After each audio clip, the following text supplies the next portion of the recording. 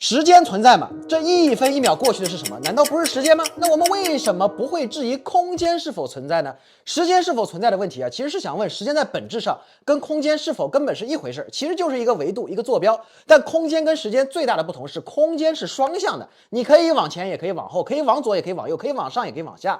但时间呢，似乎只有一个方向，你只能变老，不能返老还童。这世界上没有后悔药，但是啊，这是人的经验。如果我们去看微观粒子啊，对微观粒子来说，似乎时间并没有前后的关系，粒子并不 care 过去和未来。什么意思呢？人类目前所有的描述单个粒子的微观的物理定律，不论是力学的、电学的、相对论的，还是量子力学的，它们都满足时间繁衍对称性。什么意思呢？就是你把这些物理公式里的这个时间像 t 都换成负 t， 也就是让时间倒着走。你会发现啊，我让时间倒着走以后，这些物理定律在数学形式上它没有任何变化，牛顿定律依然成立，相对论方程依然管用。也就是对于微观粒子来说，一个电子、一个质子、一个中子，它们不 care 时间往前还是往后。尤其是当狄拉克提出了反粒子的概念以后，一个电子 electron 啊，在时间正向流动的情况下，从点 A 运动到点 B， 完全等效于电子的反粒子，也就是一个正电子，也可以叫阳电子 positron， 在时间倒流的情况下啊，从 B 点运动到 A 点，这两个物理过程完全是等价的。那我们人感受的时间只能正向流动是怎么来的呢？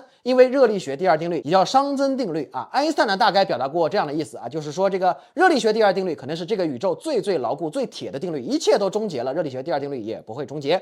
正是热力学第二定律，它告诉我们，任何一个封闭的物理系统，它只能变得越来越乱。就像温度不会自发的从低温物体流向高温物体，只能是从高温自发流向低温。这里的关键是自发，空调、冰箱不属于自发，你有能量输入。那为什么热力学第二定律会被人感知到呢？到这里啊，物理它就讨论不下去了，估计要来点哲学。时间存不存在啊？那应该是个哲学问题，不是物理问题。下期讲，你们听懂就点个赞呗。